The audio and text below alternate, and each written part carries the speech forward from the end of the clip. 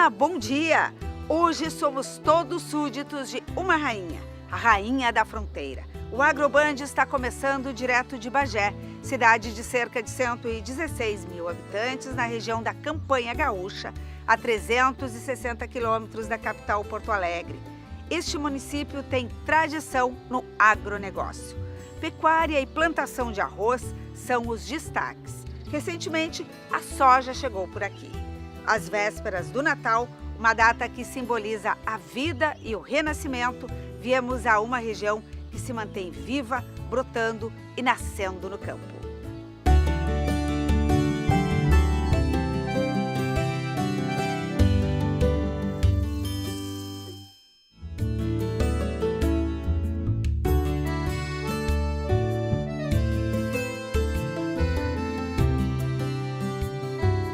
Estamos na praça onde começou a cidade de Bagé, em frente à catedral, para contar um pouco da história deste município. E o Cláudio é que vai contar tudo isso para a gente. Cláudio, como começou Bagé?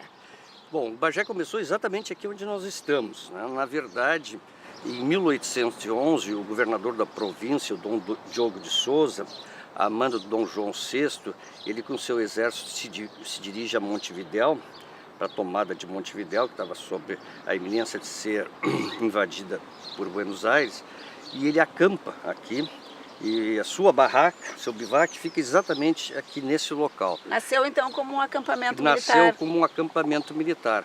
Pela sua, digamos assim, posição estratégica de Bagé, que era o local mais fácil, mais seco, naquela época se andava a cavalo, carroças, para chegar a Sorocaba, para chegar a São Paulo, enfim, Rio de Janeiro, era passando por Bagé. Então Bagé era, na verdade, um roteador, né? Era um ponto estratégico. E acabou virando Bagé o berço, né? E a morada de grandes guerreiros, de grandes lanceiros, né?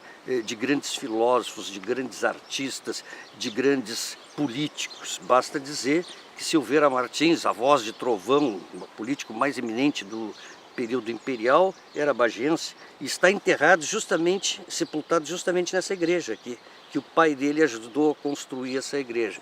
E afora Brossard de Souza Pinto, em tempos mais modernos, Alceu Colares e tantos outros. Presidente Médici. Presidente Médici também nasceu aqui, comandou unidades militares aqui. O agronegócio nessa história toda? Bagé começa a refinar os seus rebanhos, a melhorar geneticamente os seus rebanhos, muito antes de qualquer outra cidade do Rio Grande do Sul. E começa a se organizar também em termos de associativismo, muito antes de qualquer outra.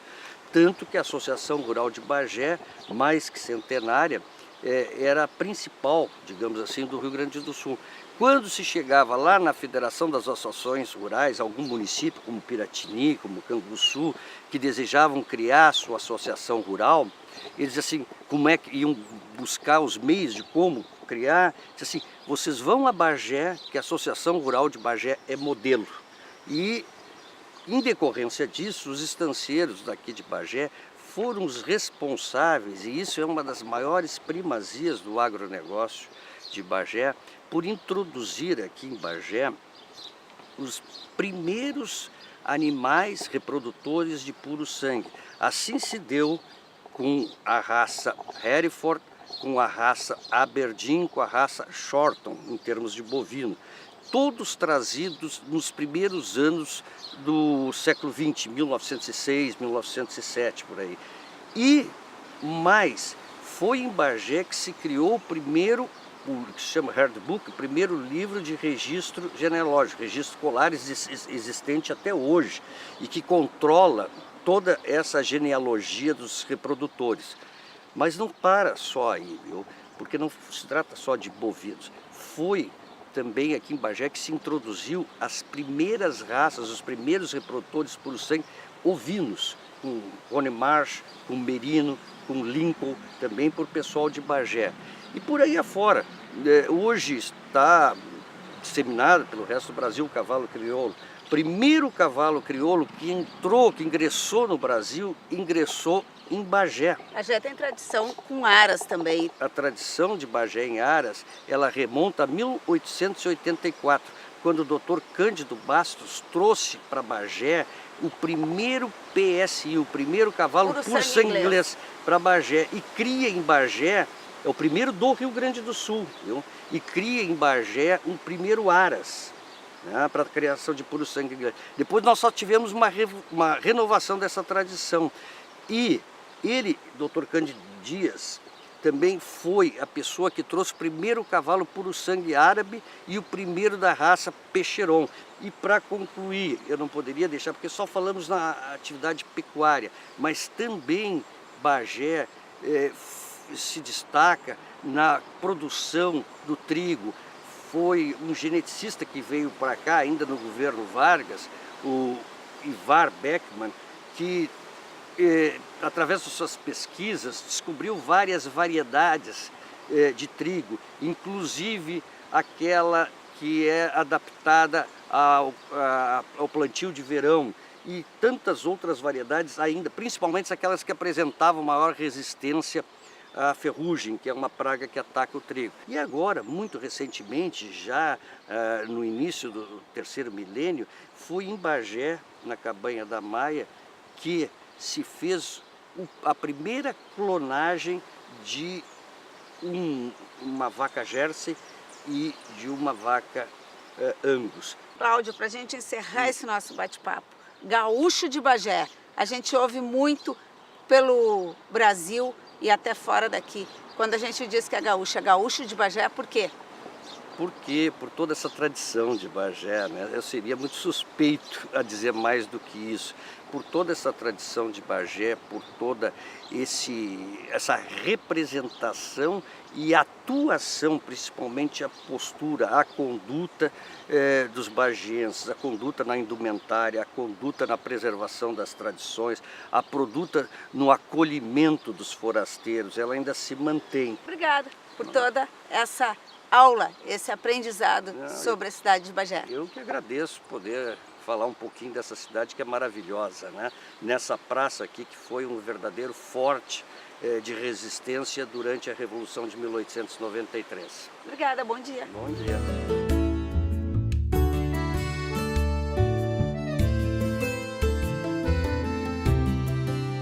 Depois de saber a história de Bagé, nós vamos conhecer gente importante para o agronegócio do Rio Grande do Sul e do Brasil. A gente vai conhecer aqui em Bagé gente do campo.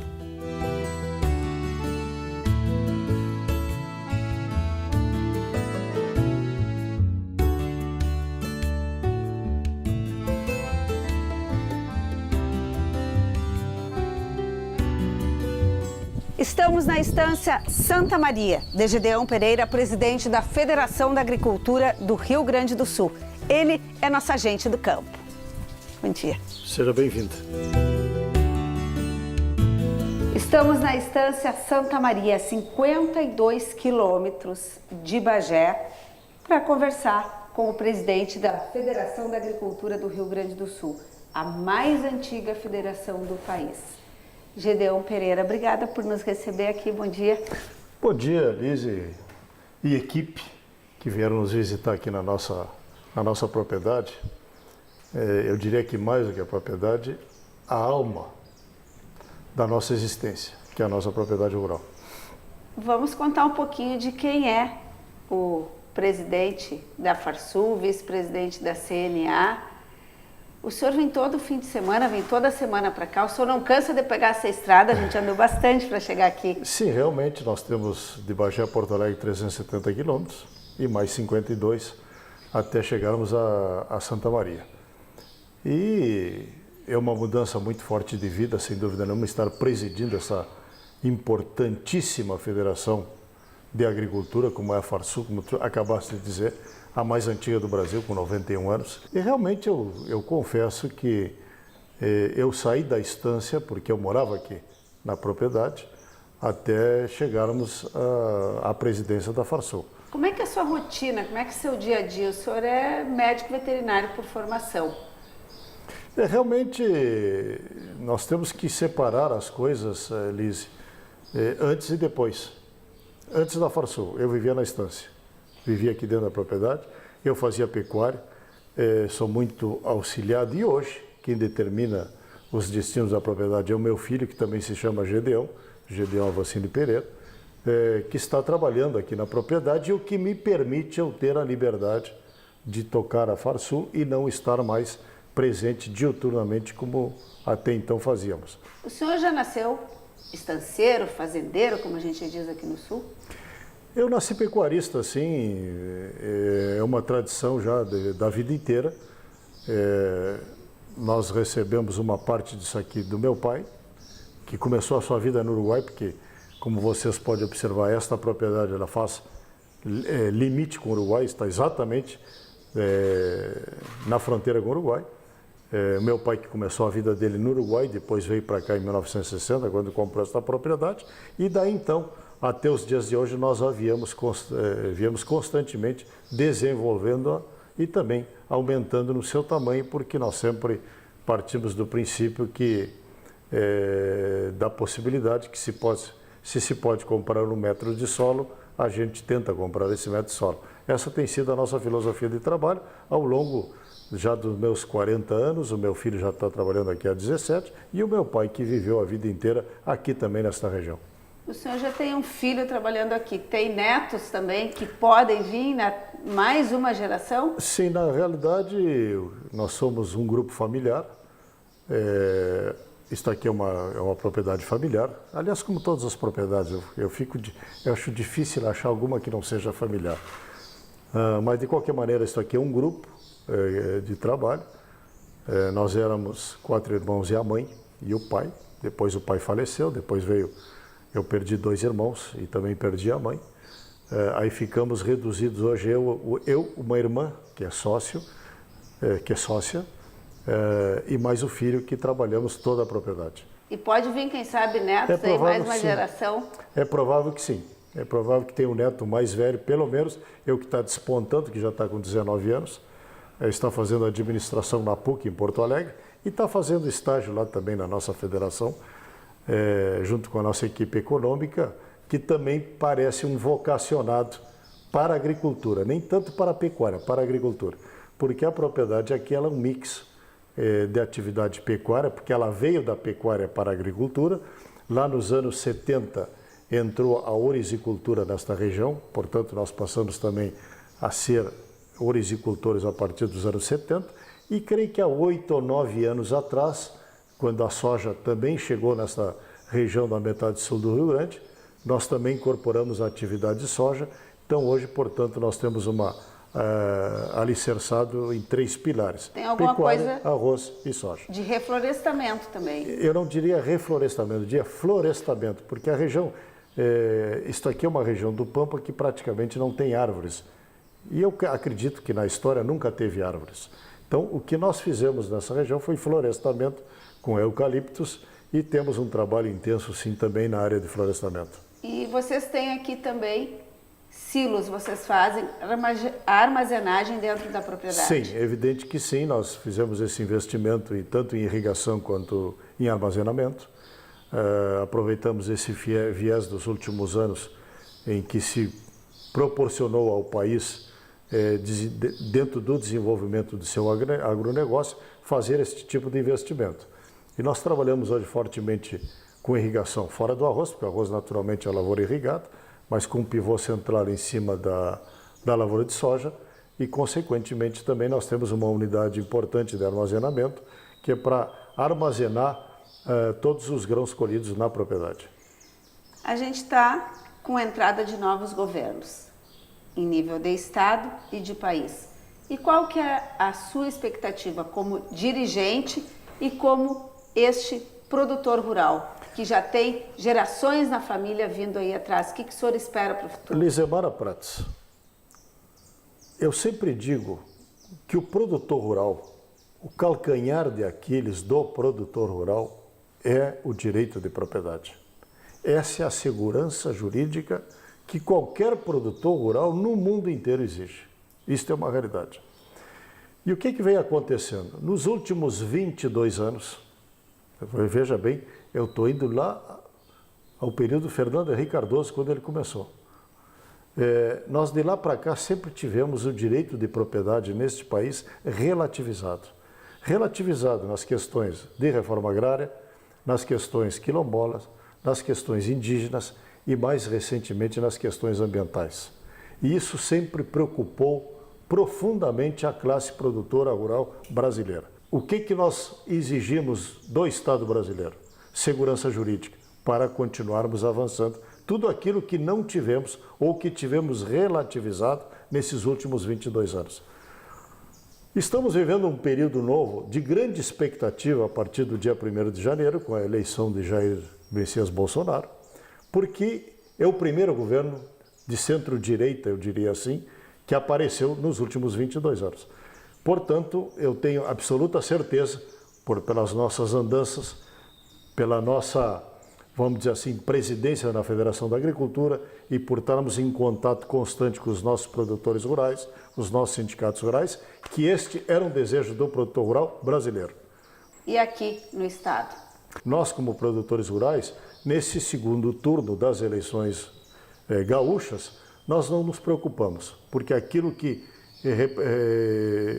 poderia estar colocado contra nós ficou alijado do processo no primeiro turno. E Eduardo Leite, que já esteve nos visitando na Federação da Agricultura por 3 vezes, ele também tem um ideário, eu diria assim, um ideário muito similar ao nosso. Ou qual seja este ideário? Diminuição do tamanho do Estado, porque nós não suportamos mais segurar este Estado no tamanho que ele está. Bom, depois dessa conversa com Gedeão Pereira, a gente vai fazer um rápido intervalo e voltamos daqui a pouquinho para conhecer a Estância Santa Maria. Não sai daí!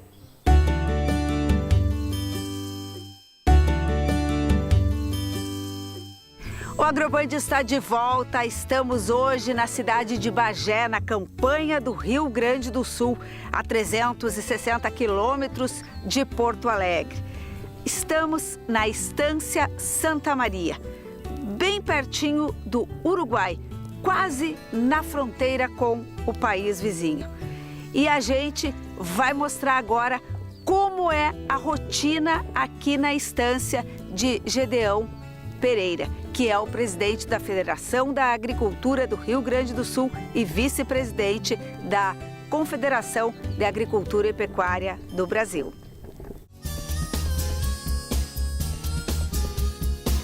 A gente está aqui com uma boiada atrás de nós. Não. Corrigindo. Não é boiada, vaquilhonada. Uma vaquilhonada. Por que é uma vaquilhonada? Porque são fêmeas de 1 ano de idade, 14 meses, é o que nós consideramos o top da fisiologia animal, é chegar na pecuária de corte com esse tipo de animal, sendo entouradas ou indo a serviço com 1 ano de idade. Quer dizer, é impossível abaixo disso aí.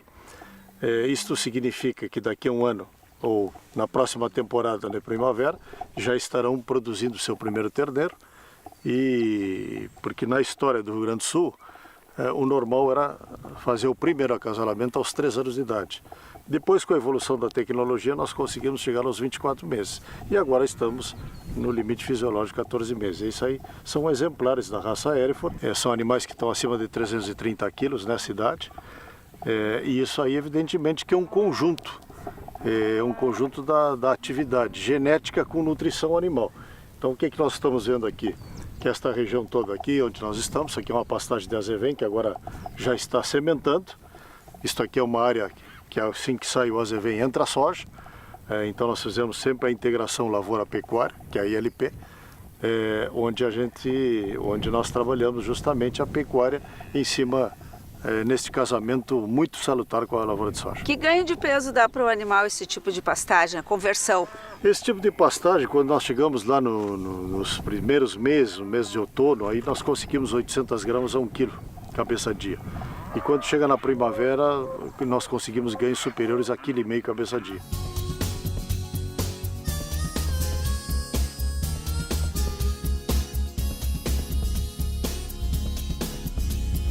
Como é que é o sistema de comunicação aqui? O senhor está usando um radinho. Não tem sinal de internet aqui, de celular? Como é que é? Não, realmente nós vivemos, lastimavelmente, numa região do Brasil que não temos sinal de celular. O sinal de celular que nós temos aqui é do Uruguai.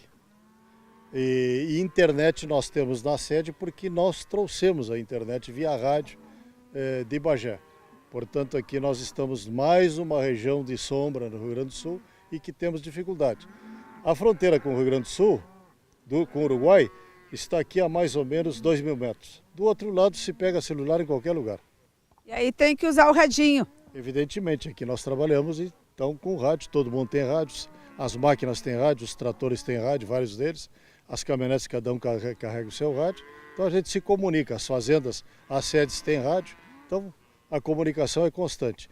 E entre o pessoal, por incrível que pareça, eles usam celular uruguaio, então eles se comunicam por WhatsApp. Quando nós chegamos aqui, o nosso celular já mudou para a rede uruguaia. Exatamente, só que nem sempre a rede uruguaia entra em telefone brasileiro. Mas em telefone uruguaio ela entra sempre. Então a maioria do pessoal tem um chip uruguaio, então se comunica pelo WhatsApp que tenta a fazenda via Uruguai.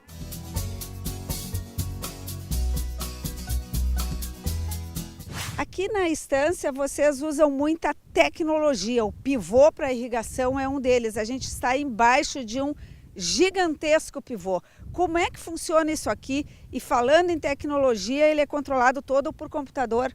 Sim, exatamente. Nós temos um investimento forte na área porque plantar soja nesta região do Rio Grande do Sul é uma situação de bastante risco. Por que bastante risco? Porque nós não temos um regime regular de chuvas. E normalmente os nossos verões são bastante deficientes em termos de chuvas. Então, o que nos garante realmente a produção, e eu sempre digo que plantar soja nesta região de Bagé, ou nesta região do Rio Grande do Sul, metade sul do Rio Grande, nós precisamos ter seguro agrícola, precisamos ter uma pecuária forte e precisamos ter irrigação. São três alternativas que nós temos para garantir uma boa colheita de soja sempre. E a irrigação, sem dúvida nenhuma, e ficou muito claro nesta última safra em que nós tivemos uma frustração, a mesma seca que chegou na Argentina, que chegou no Uruguai, chegou por esta região também, e nós tivemos uma diferença muito grande, assim, eu diria que embaixo dos pivôs em torno de 60 sacos e fora dos pivôs 15 sacos. Ou seja, é uma diferença muito grande que paga o investimento.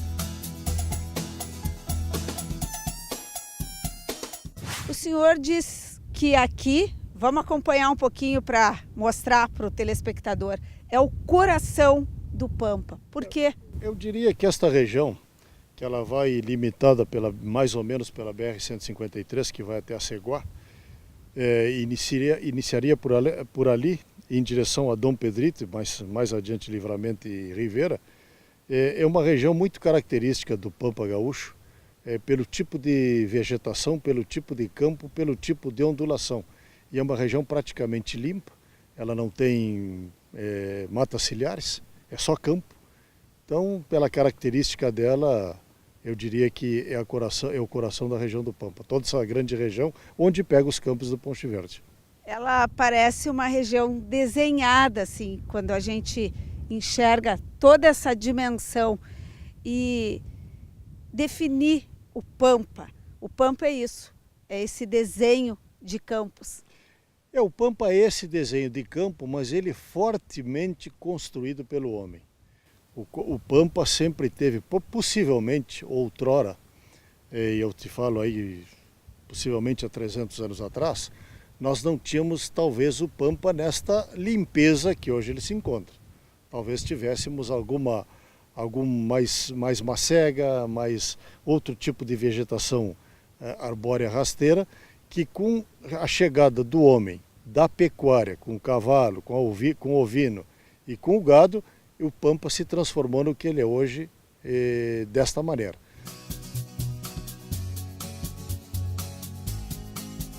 No final da nossa passagem por Bagé e pela Estância Santa Maria, fomos surpreendidos pela chuva. Mas este não é um problema, aliás, é uma bênção para a agricultura. E é com a bênção da chuva que a gente termina o programa de hoje. Desejando um Feliz Natal a todos e até o nosso próximo encontro. Tchau!